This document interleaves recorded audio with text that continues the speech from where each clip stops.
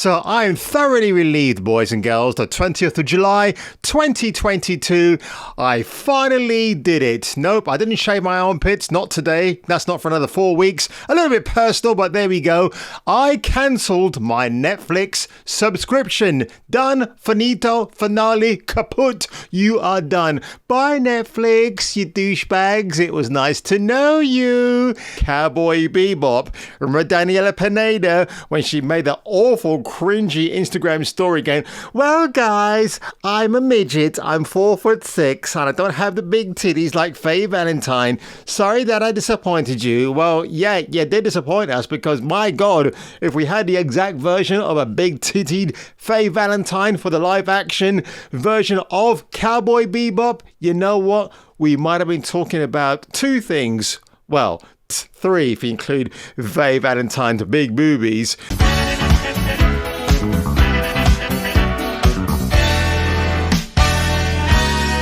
I joined Netflix in April of 2015 because a certain Netflix show called Daredevil was already released by that point. I wanted to give my money and support for that show.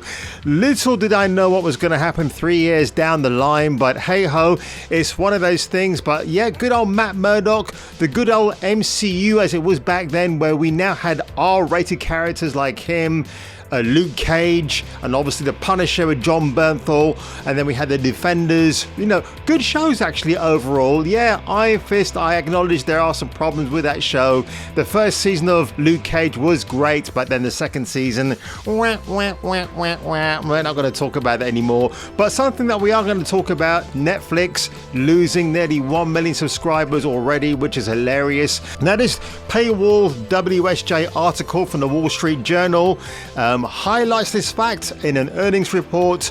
Streaming giant Netflix says launch of ad-supported tier password sharing crackdown will happen next year.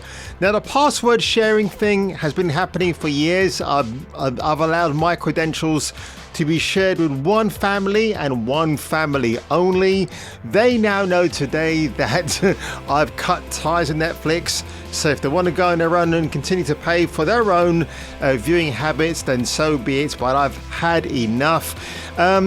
So for the first time in nearly a decade, Netflix have experienced a real slump in decline of customers.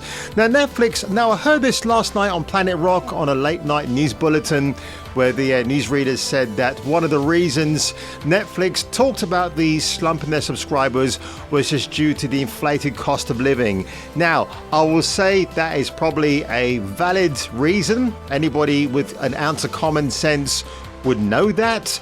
But of course, I have other reasons to validate this argument. Now, there was a further look at why the figures have tanked for subscribers where Netflix are concerned. Joe Flint here at the Wall Street Journal does highlight this, but because the Wall Street Journal being the Wall Street Journal means you've got to subscribe to a membership, which I'm not interested in doing. So I'll be curious to know what he came up with in terms of why they have declined. But for me personally, now you get this questionnaire that comes up saying, why are you going, Mr. King? We really loved your valuable customer service for the last 7 years and 3 months and 25 hours. Well, the reason is Netflix. You keep churning out garbage like cuties. Now, you're happy to care for your paedophile grooming brigade as part of your subscription because just like Apple and every other mega corporation, you don't care about the moral values of your customers or immoral values. As long as you're getting paid at the end of the day, nobody actually cares. Of course, for me personally, I mean, there's lots of things, okay? We had the Resident Evil Welcome to Raccoon City last year, which just did not meet my expectations. I talked about that in a video yesterday.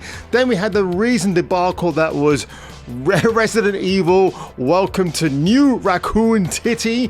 Of course, the Japanese hardcore gamers behind Resident Evil had a good old laugh at the recent Netflix effort, calling it politically correct Biohazard, because Biohazard is the actual true name for Resident Evil. So when I heard that, I could not stop laughing. Ha ha ha ha, clutch my titties now, why don't I?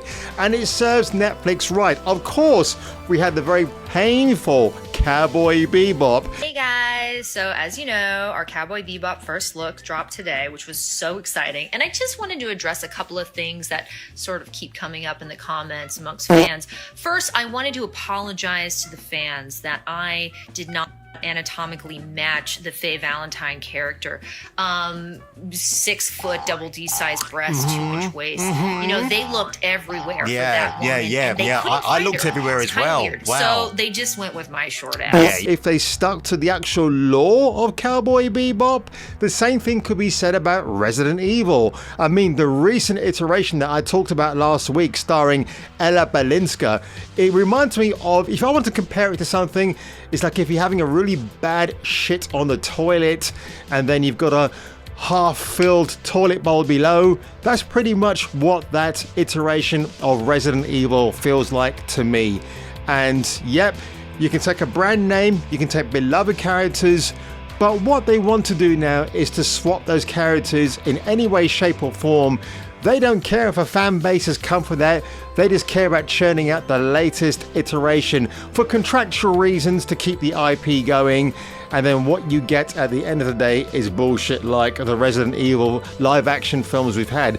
Like I said, Infinite Darkness, the animated RE show, I thought was pretty good. Now Netflix, you know, admittedly they do have a great collection of South Korean movies.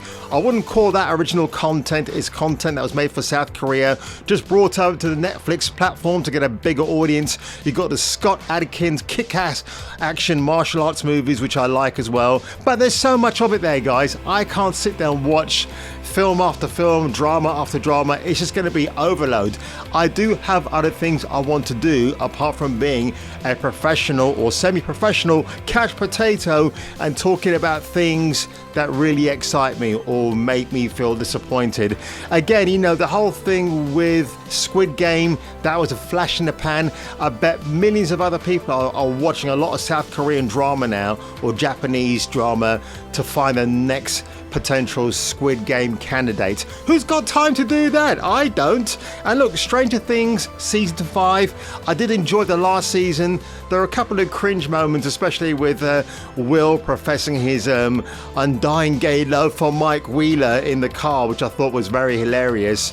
But it was very well acted, but it just made me go, oh no, here we go. Gosh, let's bring that narrative into a beloved 80s filled drama. But look, when Stranger Things season 5 comes out next year, I'm just going to go on a torrent site and watch it that way.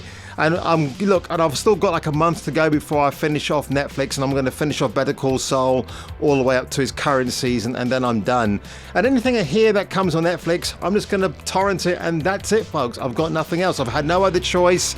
And again, it was just fun to tell Netflix in their little survey, one of the reasons I am signing off from your platform for good, you just produce too much woke garbage.